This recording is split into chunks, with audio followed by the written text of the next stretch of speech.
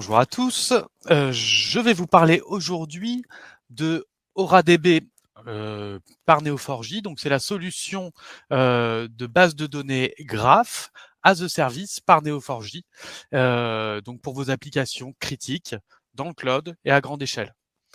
Alors déjà, je vais vous parler de Neo4j pour ceux qui connaissent plus ou moins qui nous sommes et ce que nous faisons. Alors, petite mise en contexte, aujourd'hui, la donnée, c'est un peu l'or nouveau. C'est le bien le plus important de votre entreprise pour aujourd'hui, et même la donnée d'aujourd'hui, c'est de l'or pour demain.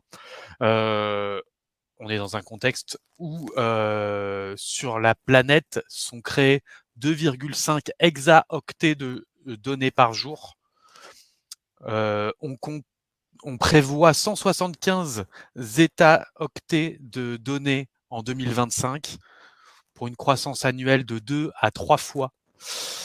Et il est estimé que plus de la moitié de ces données sont obscures, indisponibles, inexploitées. Donc, il y a des opportunités à prendre en allant chercher cette donnée, en essayant d'en tirer de l'information. Souvent, les informations, elles sont obscures et indisponibles parce qu'elles sont silotées, parce qu'elles sont stockées d'une manière qui n'est pas idéale. Il faut repenser la façon dont les données sont exploitées. Et un des axes, et pour nous l'axe principal qui va permettre d'aller dans ce sens, ça va être de connecter les données entre elles, essayer d'établir les liens entre les données pour permettre des découvertes et des innovations. Donc c'est le pari de Neo4j, connecter les données pour répondre à vos attentes. Alors ici, on a une liste de cas d'usage classiques qu'on peut résoudre par le graphe. On y reviendra. Alors, les bases de données graphes, elles replongent vos données dans leur contexte pour avoir plus de profondeur de vue, pour prendre des meilleures décisions et pour pouvoir innover. Donc on dit qu'on passe du paradigme data-driven, donc conduit par la donnée, à intelligence-driven, parce que ces données connectées, elles contiennent en elles-mêmes de l'intelligence. Donc par ici, on a des exemples, un graphe social, donc on a des personnes qui sont connectées entre elles. Donc vous pouvez imaginer que ce sont vos clients, vos employés, vos fournisseurs, vos partenaires, des influenceurs. On peut avoir des transactions. Donc un graphe de transaction, ça peut être un graphe de séquence entre des événements, par exemple un client qui va vous acheter un produit, etc. Ça se modélise très bien par le graphe et ça va permettre de résoudre des problématiques de gestion des risques, de supply chain, de paiement. On peut aussi représenter la connaissance de votre entreprise, la connaissance du domaine d'activité de votre entreprise, comme un graphe de connaissances qui va permettre de représenter tous les faits qui constituent votre activité et d'appliquer dessus des méthodes de recherche, des algorithmes pour permettre d'en tirer de l'information supplémentaire. Donc Neo4j aujourd'hui, c'est la plateforme graph leader pour les applications intelligentes d'aujourd'hui. Donc on voit le Forrester nous place tout en haut à droite dans le domaine des plateformes data de graph. Donc c'est la position de leader. Ce qui va créer, ce qui va asseoir cette position de leader, ça va être notre langage de requête qui devient un standard, notre paradigme de graphe de base de données graph native et aussi toute notre expérience client. On est aussi la base de données graph la plus populaire parmi les développeurs. Donc ici, on voit que DB Engines nous met premier dans son classement et d'assez loin. On a une communauté de développeurs qui est très développée, très active et qui aime travailler avec Neo4j. Donc, nous aidons nos clients à réussir leurs défis.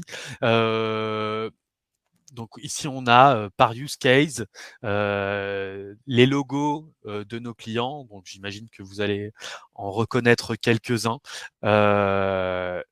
Donc c'est un gage de, de fiabilité. Ces clients-là nous font confiance et ils utilisent notre solution. Donc aujourd'hui, on va parler plus précisément de AuraDB, donc Neo4j as a service. Neo4j, on peut le déployer on-premise. Vous pouvez avoir votre serveur ou votre cloud personnel. Vous pouvez le déployer dans le cloud de la manière dont vous voulez. Mais vous avez aussi la possibilité d'avoir une version de Neo4j full managée as a service. Alors, on appelle cette solution AuraDB, donc c'est la database graph as a service par Neo4j. Donc c'est un service cloud entièrement géré et basé sur un environnement éprouvé. Donc la solution qu'on propose, elle est entièrement automatisée, donc zéro administration. Alors là, on peut se mettre à la place de l'administrateur de base de données, créer une instance ou un cluster Aura, ça va être l'histoire de quelques clics et de quelques choix de configuration. La mise à l'échelle se fait à la demande. Si on a besoin de plus de RAM, eh ben on va devoir aller cliquer sur la version supérieure, la quantité de RAM supérieure pour pouvoir passer à l'échelle. Ça va pas être plus compliqué que ça et ça va se faire à chaud. Sécurité sans souci, fiabilité sans interruption de service. Donc on a une fiabilité garantie avec des SLA et des normes de sécurité qu'on va voir tout à l'heure. La tarification, elle est compréhensible. Les coûts sont prédictibles. Donc entre guillemets, c'est pas de mauvaise surprise pour la facturation. Donc ici, à la droite de l'écran, on voit la console d'administration de Neo4j Aura. Donc vous voyez, pour l'administrateur de la base de données, toutes les métriques avec lesquelles il a l'habitude de travailler vont être disponibles. Il aura un onglet Settings, un onglet Backup, etc. On verra ça un petit peu plus en détail. Donc, zéro administration, ça veut dire quoi donc, mise à l'échelle à la demande et sans temps d'arrêt. Si on a un besoin urgent d'augmenter la capacité de la base de données, on peut le faire. On n'a pas besoin d'éteindre la base, on n'a pas besoin d'arrêter le service. Ça va se faire de manière très simple. Les upgrades et les correctifs sont automatisés, également sans interruption de service. Donc, par défaut, sauf configuration allant dans un autre sens, votre base de données, elle va se mettre à jour avec la version la plus récente, avec toutes les nouvelles fonctionnalités disponibles immédiatement et de manière transparente. Le backup de votre base de données est entièrement pris en charge. Donc, vous allez pouvoir configurer à la demande ou de manière périodique un backup de votre base de données. Vous aurez une rétention de 90 jours de vos backups et tout va bien se passer. C'est aussi simple qu'un clic ou qu'une configuration simple. Vous pouvez cloner vos bases, même d'une région au sens région cloud vers une autre. Et donc vous pouvez les cloner, les uploader, les déplacer en utilisant l'interface cliquable. Et vous pouvez créer une base de données depuis un snapshot. Si vous avez le snapshot de votre base de données, vous pouvez cliquer sur créer base ou restore et ça va se faire automatiquement. Et vous pouvez aussi mettre votre base de données en pause. Alors par exemple, je ne sais pas si votre activité elle est du lundi au vendredi, vous pouvez poser votre base pour économiser des coûts de fonctionnement le week-end.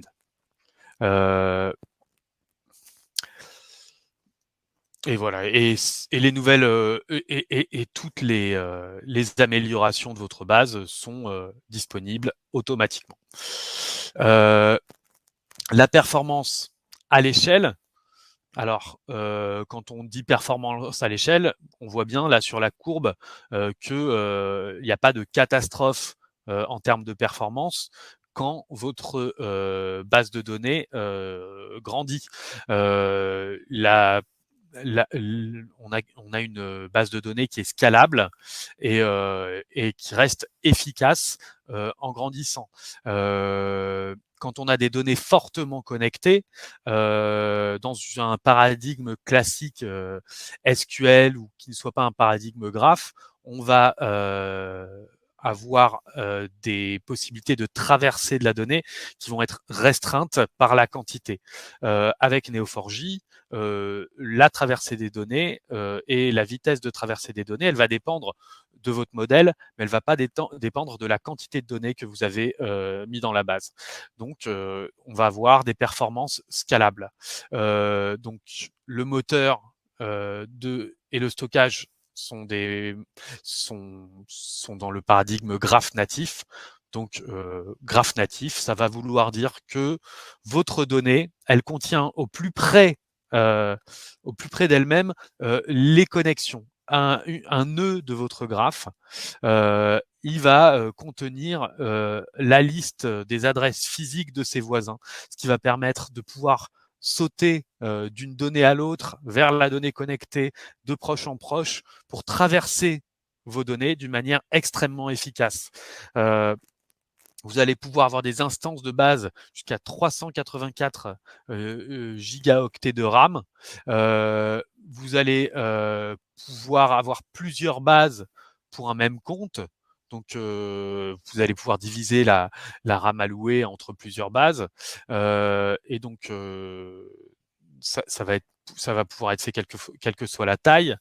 La mise à l'échelle automatique du stockage et des performances de calcul. Par défaut, vous allez avoir une architecture à 3 nœuds pour assurer la fiabilité et la haute disponibilité de vos données. Et vous allez avoir de l'amélioration continue via les upgrades et les correctifs automatiques, encore une fois. Et vous avez une architecture driver réactive. Alors, comment vous allez configurer votre base? Donc là, par exemple, vous allez pouvoir choisir ici donc dans l'exemple, vous allez prendre une base de 32 gigas avec une mémoire vive de 32 gigas pour 6 CPU et 64 gigas de stockage. Donc vous avez plusieurs options possibles qui vont d'une instance tout à fait modeste jusqu'à un très gros cluster. Donc, ce qu'on vous garantit, c'est un temps de disponibilité de 99,95%. Donc, vous pouvez vous dire que votre base, elle est toujours disponible. Il va y avoir un auto-diagnostic et des auto-réparations. Même lorsque vous mettez à l'échelle votre base ou que vous appliquez un correctif, votre base, elle reste hautement disponible. Vous avez une base qui est transactionnelle acide, donc on va dire en termes profanes, ça veut dire que tout se passe bien. Quand vous réalisez une transaction, vous savez qu'elle va être effectuée, qu'elle va être persistée, qu'elle va être faite dans le bon ordre, etc. Donc, c'est qu'on peut appeler une base de données d'entreprise où tout se passe comme on est en droit de l'attendre et comme on a l'habitude que ça se passe avec une base de données classique type SQL, etc. Tout se passe bien et dans le bon ordre. Vous avez les backups qui sont automatisés. Vous avez une distribution multizone. Vous pouvez avoir, enfin, on va couvrir toutes les zones, toutes les zones au sens zone cloud. Et toutes les plaques. Et vous avez un stockage qui est durable, fiable, et voilà, vous avez la garantie de retrouver vos données quand vous les avez en base. Vous avez un niveau de sécurité d'entreprise, donc évidemment, vous avez le contrôle d'accès à base de rôles. Vous pouvez affecter à tous vos utilisateurs des rôles qui vont permettre d'accéder oui ou non à certaines données. Quand je dis à certaines données, c'est à une granularité très fine de votre base de données et de votre schéma. Par exemple, vous allez pouvoir occulter pour certains utilisateurs les données d'identification personnelle de vos clients. Par exemple, le numéro de téléphone va peut-être être disponible pour un pour vos administratifs, mais pas pour vos analystes. Donc, vous avez la possibilité de gérer les droits d'accès à la donnée au plus fin de votre schéma. Vous pouvez encrypter vos données. Vous pouvez avoir de l'isolation des VPC. On a le support de Private Link et Private Service Connect. On va pouvoir connecter la base de données entreprise à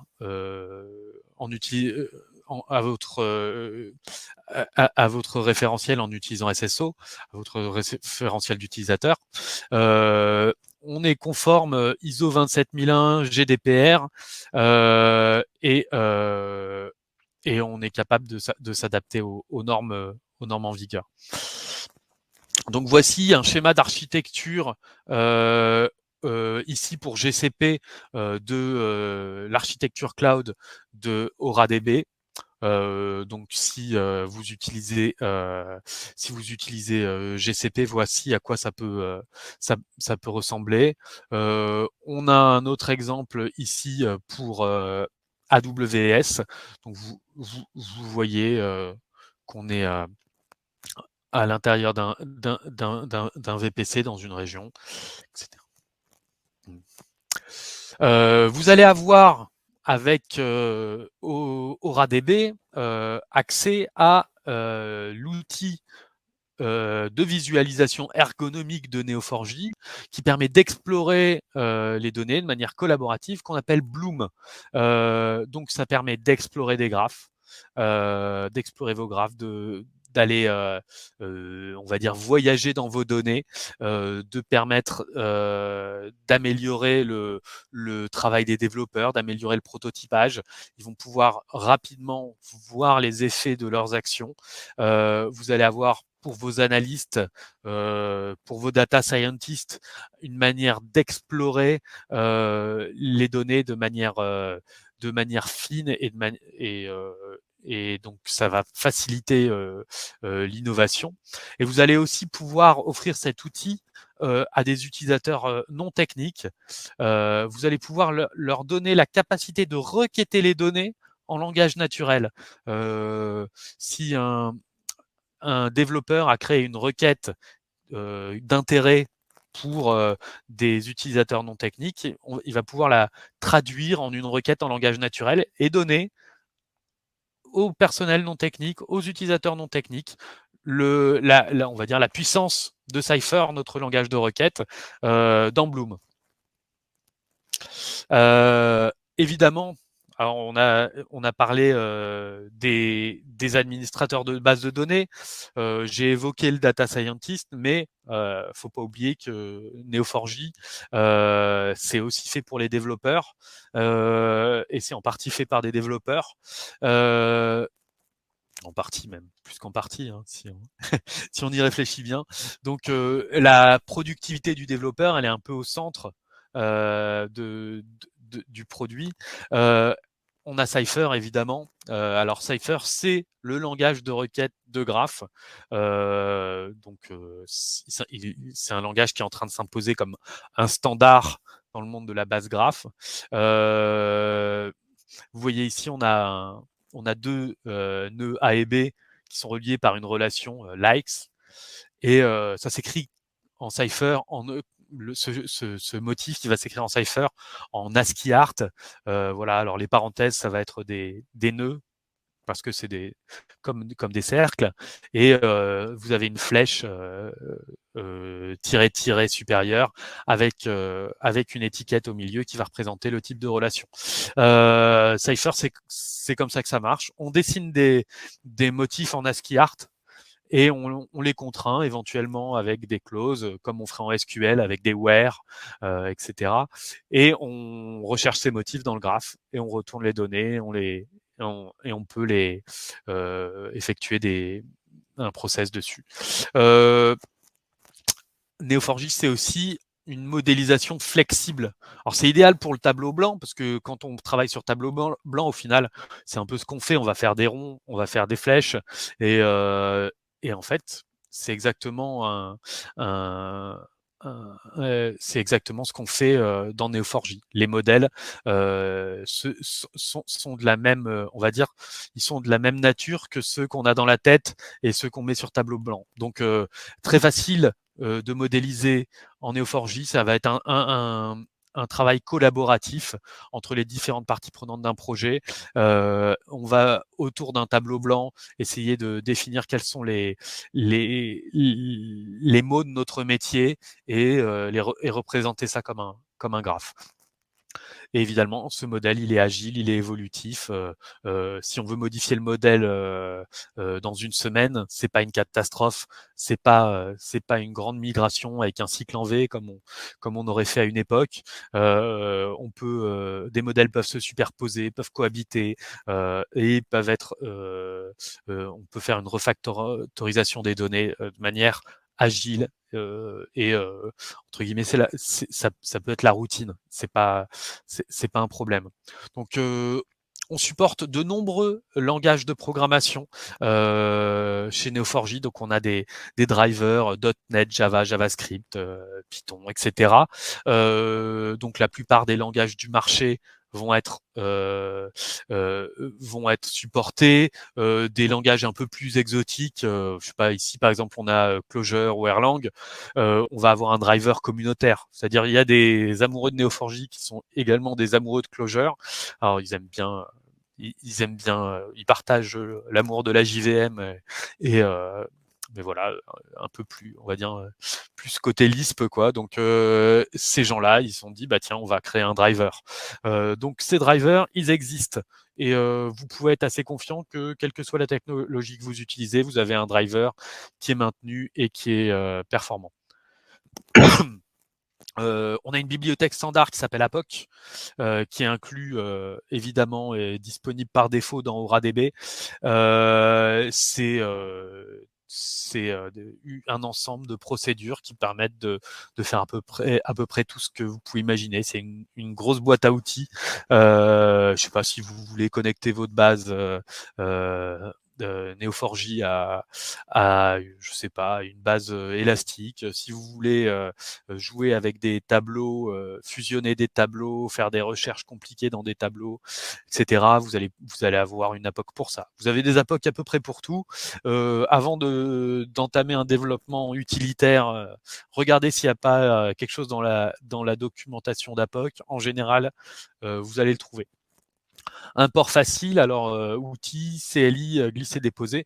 Si vous voulez importer une base de données dans AuraDB, bah, ça va être aussi simple que ça. Vous allez pouvoir glisser-déposer votre dump ou utiliser lancer un terminal pour utiliser le CLI, etc. Donc vous allez ça va être très simple. Et évidemment, vous allez avoir Neo4j Browser.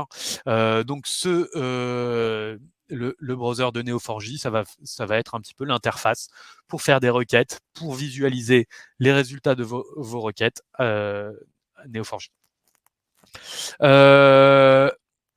On a du support 24 heures sur 24, 7 jours sur 7 pour votre activité, évidemment, version entreprise, support premium à n'importe quelle heure de la journée, 365 jours par an. On a une couverture mondiale sur tous les fuseaux horaires, donc vous aurez un interlocuteur à n'importe quelle heure. Si vous avez un problème sévérité 1, vous aurez la réponse dans l'heure, les SLA sont garantis.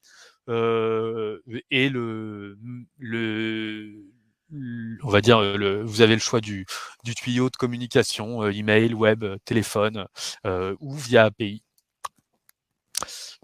Comme je vous ai dit tout à l'heure, la tarification, elle est simple, elle est prédictible et vous n'aurez pas de surprise. Donc, on a un système de prépaiement via des crédits au RADB. Vous êtes facturé seulement pour l'utilisation du service. Vous pouvez utiliser toute la capacité de RAM qui vous est fournie comme vous l'entendez. Vous pouvez la diviser entre plusieurs entre plusieurs nœuds, etc. Évidemment, si on a des gros volumes si vous souhaitez vous engager pour une plus longue période, on a un système de remise qui permet de faire des économies. Disponibilité multi-cloud, donc sur toutes les plaques. Vous avez la possibilité d'établir un de vos clusters. Vous pouvez passer par la marketplace de GCP en utilisant, on va dire, votre contrat GCP préexistant si vous en avez un. Évidemment, et éventuellement les crédits que vous avez accumulés sur GCP, ils sont utilisables de manière similaire avec AWS. Voilà des marques qui utilisent OraDB Entreprise. Donc voilà, ADO, Boston Scientific, Siemens, Worldline, etc. Des logos connus qui nous font confiance et qui ont choisi d'utiliser, on va dire, OraDB, donc pour la simplicité, pour l'agilité et parce que ça permet de résoudre leurs problèmes. À venir bientôt OraDS, donc OraDS, c'est tout OraDB avec la data science, donc avec accès à la bibliothèque GDS, Graph Data Science, pour faire de l'analyse, pour faire de l'intelligence artificielle au-dessus de vos données graphes. Donc ça, on a quelques early adopters qui sont déjà en train d'essuyer les plâtres de cette technologie, mais qui vient bientôt. Donc, soyez prêts. Alors, je vais vous faire une petite démonstration parce que j'ai parlé beaucoup. Des fois, on aime bien voir. Alors, ce que j'ai fait, alors, moi, je suis un développeur. J'aime bien programmer. J'aime bien les défis de programmation. Donc, je sais pas si vous connaissez, peut-être connaissez-vous Advent of Code. C'est un défi annuel de programmation. Tous les mois de décembre, on va avoir chaque jour un défi nouveau à résoudre avec le langage de programmation de son choix. Alors beaucoup vont utiliser Python, Rust, Go, des langages, on va dire, un peu faits pour ça. Moi, j'utilise Cypher parce que j'aime bien Cypher. Et voilà. Alors, je vais vous partager mon écran.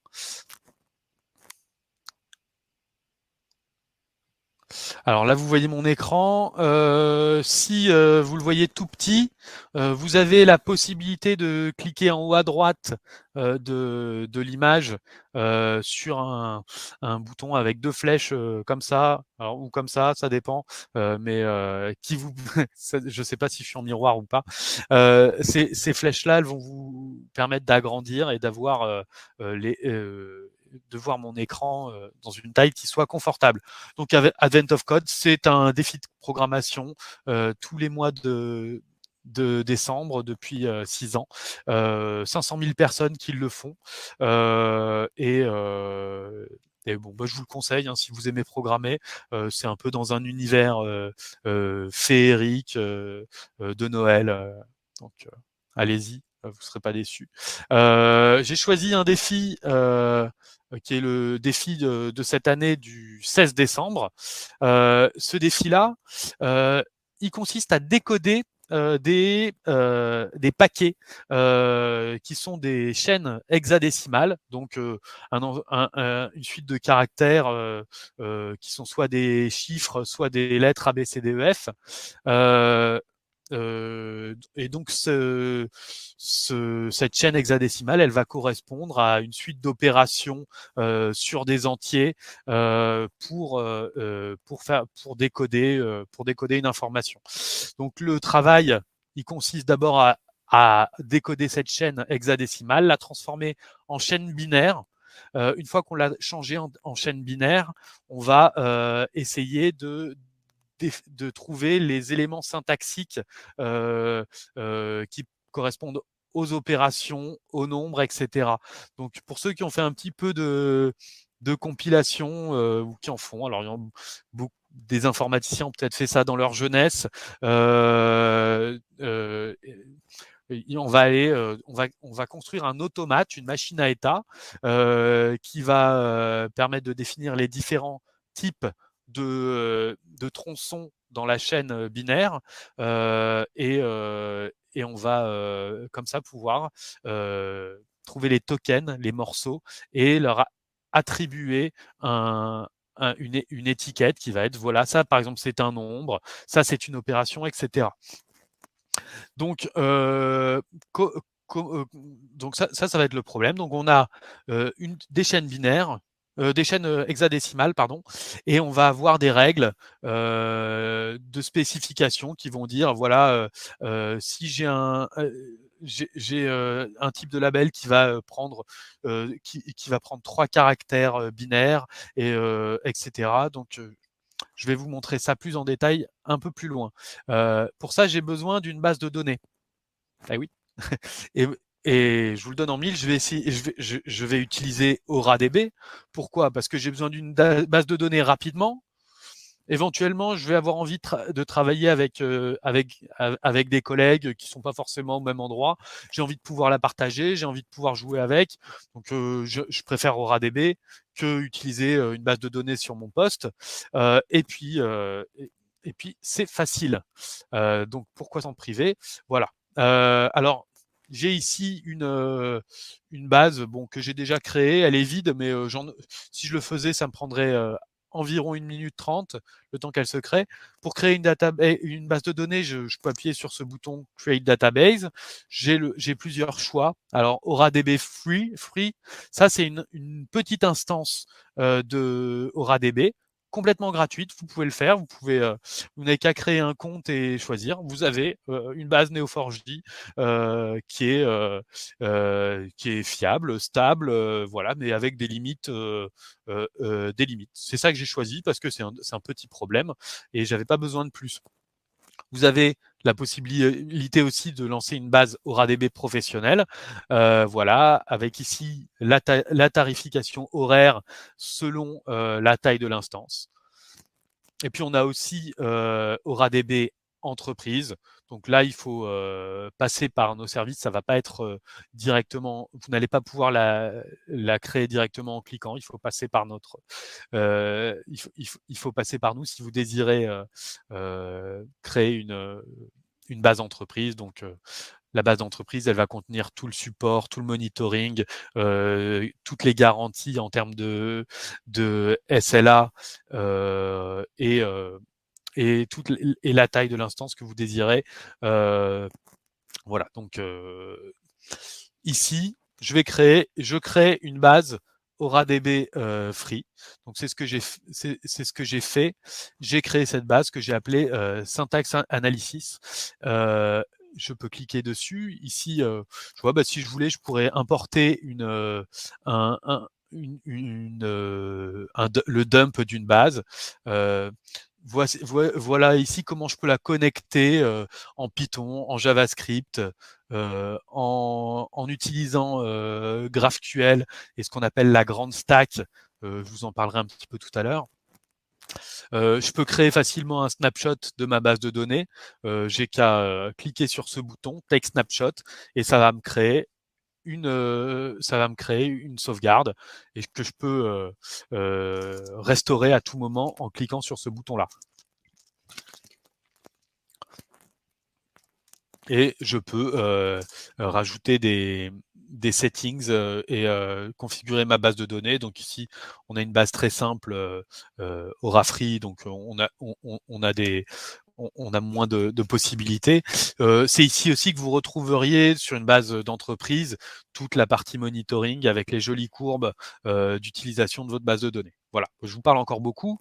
Je vais ouvrir. Voilà, j'ai le choix d'ouvrir ma base avec Neo4j Browser ou avec Neo4j Bloom.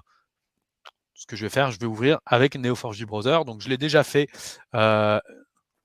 et je vais vous le montrer. Voilà, ça, c'est Neo4j Browser. Neo4j Browser, c'est une interface qui va me permettre de requêter ma base de données.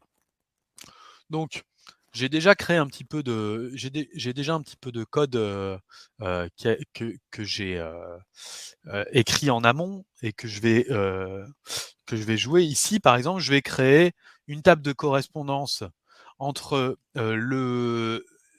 entre l'hexadécimal et le binaire.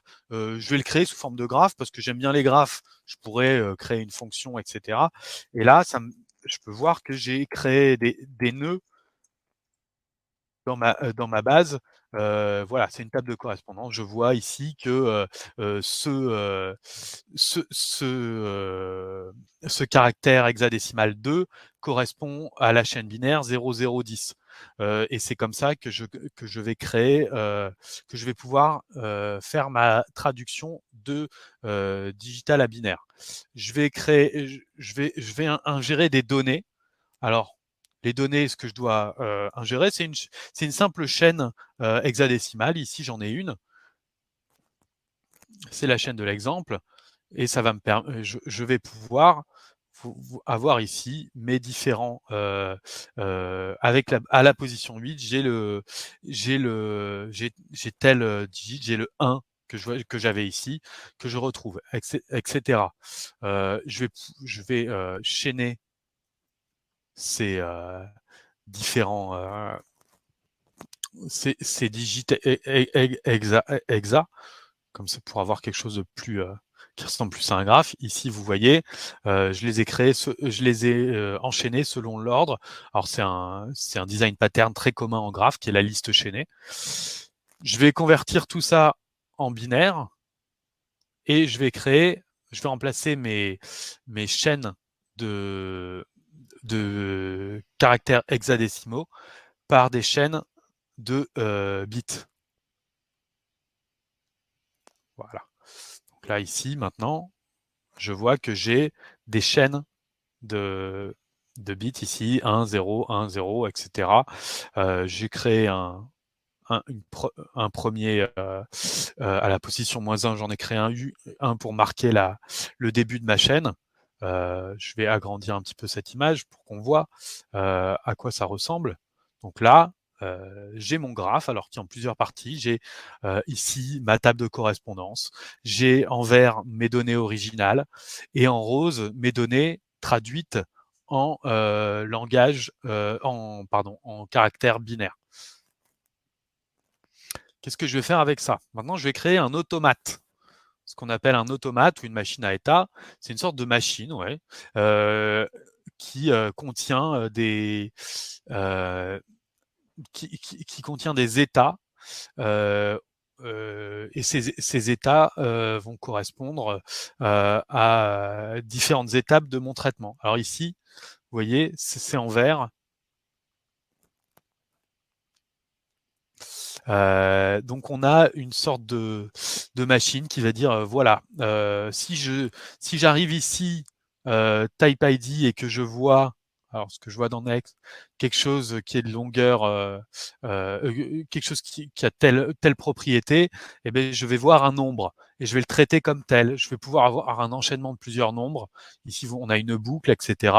Puis ensuite je vais attendre un numéro de version, et puis après un type ID, etc. Et après le type ID, ça pourrait être un nombre ou, suivant le contexte, un length type, etc. Donc voilà, je vais pouvoir trouver mes types de données en itérant sur cette machine à état. Ce que je vais avoir une file de traitement. Je vais créer une file de traitement autour de cette machine à état. Donc, je vais créer cette file. Alors, hop. Voilà, j'ai une file pour l'instant qui commence par une version parce que je sais que c'est mon état initial, et je vais avoir la possibilité de créer, de traiter ça. Donc euh, là, ça c'est le code qui va correspondre à une étape alors je vous demande pardon. Hop. Euh, Excusez-moi, j'ai rajouté un caractère qu'il ne fallait pas. Je vais l'enlever, si j'y arrive. Voilà. Donc voilà, là j'ai rajouté une étape. Donc là, normalement, euh, ma chaîne de traitement, elle a évolué. Je vais relancer ça. Vous voyez que maintenant, j'ai commencé à faire tourner ma chaîne binaire autour de mon automate. J'avais d'abord mon to-do initial, il allait vers l'état initial version, et après une itération, mon nouveau to-do, il va vers un type ID. Je vais rechercher un type ID et je vais aller essayer et je vais dire par exemple la version que j'ai trouvée, elle va de ce bit-là, donc le premier de ma chaîne, jusqu'au troisième. Je vais pouvoir effectuer ce traitement plusieurs fois. Donc, si je le refais une fois, ça va agrandir encore ma chaîne de traitement. Donc, on voit là qu'on augmente maintenant. J'ai trouvé que mon type ID, il va de ce bit-là jusqu'à celui-là. Mes bits, ils sont en bleu parce ils sont considérés comme traités, etc. Là, maintenant, je vais faire tout le traitement en une seule fois. Donc, je vais appliquer exactement la même requête que celle que j'ai appliquée la première fois. Voilà. Mais je l'ai appliquée en utilisant APOC périodique, c'est-à-dire elle va être effectuée tant qu'elle a un effet. Et quand elle en a plus, ça disparaît. Donc maintenant, je vais avoir quelque chose qui va ressembler à ça. Euh, je je m'éloigne un peu pour prendre de la perspective. On a au milieu l'automate. Autour, en bleu clair, on va avoir la liste des étiquettes qui ont été trouvées. Donc, on a tokenisé notre chaîne de bits et on a trouvé pour chaque token quel était son type syntaxique, et on a relié ça à la chaîne de bits. Donc, c'est un traitement qui est assez complexe, normalement, et qu'on a fait très bien en Cypher. Donc, on est content. Alors là, le travail du développeur, on va dire qu'il est effectué. Dans cet environnement browser, j'ai pu développer un analyseur syntaxique. Et ça marche bien, c'est quelques lignes.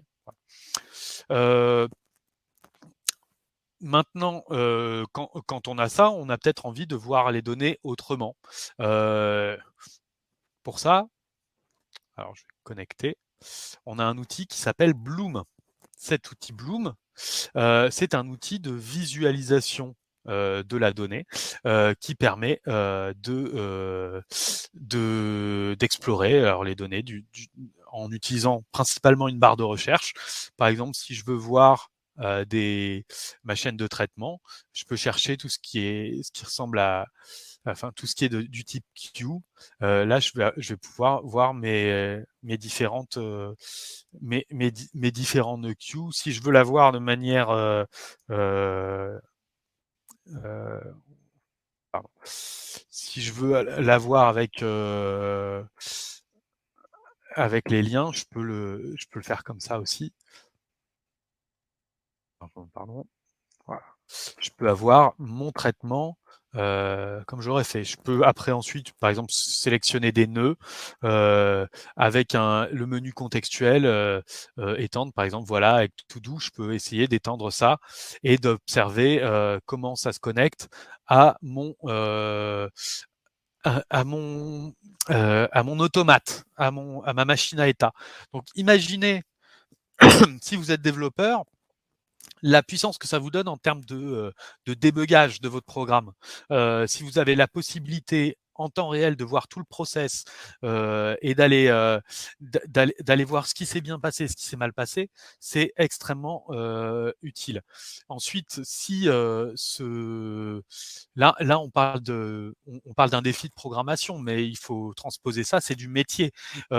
Si vous avez la possibilité de montrer à vos métiers comment l'automate fonctionne et comment il va aller entre guillemets traiter votre chaîne d'information qui est votre donnée métier pour en tirer une information supérieure et de la profondeur de vue, et ben vous avez gagné. Vous avez aussi la possibilité via ce qu'on appelle des search phrases d'offrir à vos à des utilisateurs non techniques la puissance de Cypher. Donc là, j'ai créé des petites requêtes simples qui éventuellement pourraient être paramétrées, qui permettent de dire voilà, si je veux voir la machine à état, eh bien, un utilisateur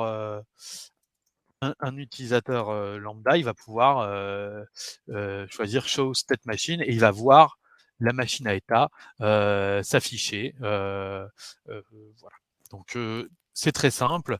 On peut ensuite configurer les vues, configurer le look and feel, rajouter des icônes. On peut avoir un style qui va être conditionnel. Donc, si un nœud contient telle valeur pour telle propriété ou une valeur supérieure à telle autre, il va avoir telle couleur, telle taille, etc. Donc tout est possible.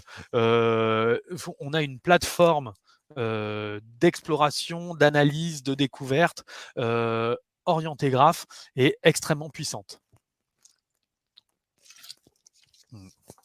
Donc là, on a une deuxième façon d'attaquer les données qui va être Neo4j Bloom.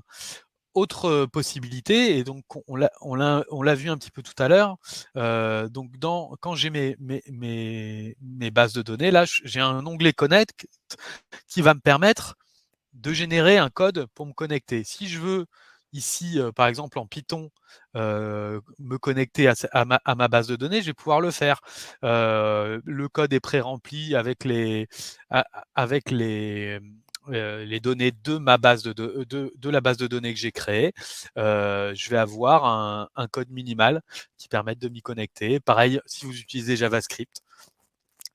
Et alors nous, on aime bien GraphQL chez Neo4j. Alors GraphQL, c'est un format de spécification d'API qui est fait pour le graphe. Ça a été créé par Facebook et ça permet très rapidement de créer une API type REST. En tout cas, vous l'utiliseriez en HTTP comme vous le feriez avec REST pour accéder à vos données et les exposer, par exemple, à votre application. Donc, vous pouvez très rapidement, avec GraphQL et avec ce qu'on appelle la grande stack, créer une application Node avec avec le framework que vous voulez, au-dessus de Neo4j. Ça va se faire très rapidement. Donc, time to market très performant. Donc voilà, Java, Spring Boot. Je peux vous montrer un petit peu. Par exemple, ici, j'ai créé un notebook Jupyter pour vous montrer à quel point il est simple de se connecter en Python à votre base de données. Euh, une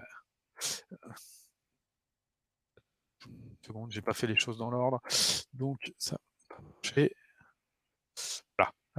J'ai créé une requête simple. Ici, j'ai recherché tous les nœuds de type Q qui avaient la valeur number, et j'obtiens, j'en ai un, et il est de longueur, il représente une chaîne de longueur 5, il représente la valeur numérique 15. Voilà. Donc très simple à écrire. J'ai adapté le code de l'exemple à mon modèle de données, donc très simple. Donc là, si vous êtes administrateur de base de données, vous avez vu comment très rapidement j'ai monté une instance pour mon développeur.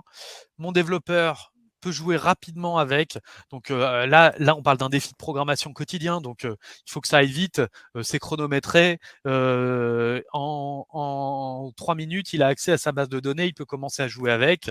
On a aussi offert la vue sur nos graphes via Bloom à nos analystes de données, aux postes métiers, etc. La partie business, elle n'a pas de surprise, elle sait ce qu'elle va payer. Le système de pricing est clair pour tout le monde. Et ensuite, notre data scientist, il a la possibilité de jouer avec Neo4j depuis son workflow habituel. Ici, par exemple, un notebook Jupyter. Donc, tout se passe bien pour tous ces acteurs de votre entreprise, pour vos clients et pour réussir dans les défis que vous vous proposez. Donc voilà, si vous voulez commencer à jouer avec Neo4j Aura, le lien est sur l'écran.